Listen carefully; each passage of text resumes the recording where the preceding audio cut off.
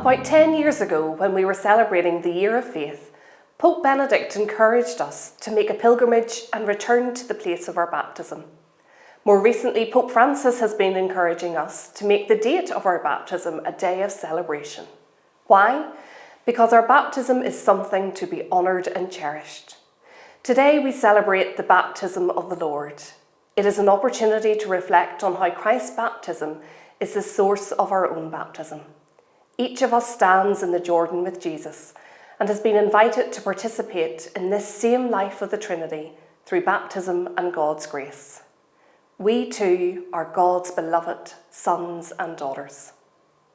It can be hard to think of ourselves as God's beloved son or daughter, or indeed to think of others who we disagree with in this way too.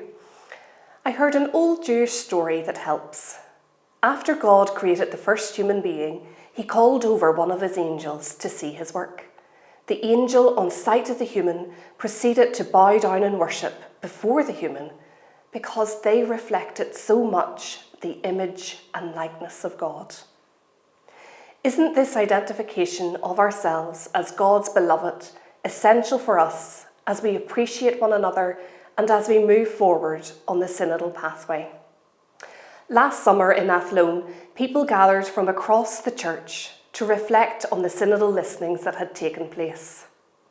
They began the day by tracing the sign of the cross on the forehead of the person who sat beside them, acknowledging one another as beloved sons and daughters using a gesture from our baptism.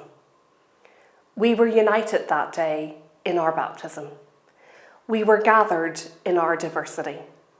Diversity of thought, life experience, charisms, vocations, spiritual and theological traditions, and we gathered through listening and dialogue. Unity is greater than diversity, and united in our baptism, we can adopt a more synodal, inclusive model of the Church that values the diversity and gifts that each individual brings to the world. And so today, on this feast of the baptism of the Lord, may we acknowledge one another as beloved sons and daughters of God. May we acknowledge the diversity that each son and daughter brings to the life and mission of the Church. May we honour and cherish our own baptism and celebrate the unity of our baptisms. And may we, like the people gathered on the banks of the River Jordan, witness an outpouring of the Holy Spirit upon the synodal pathway of our Church and continue to follow Christ as we move along the way.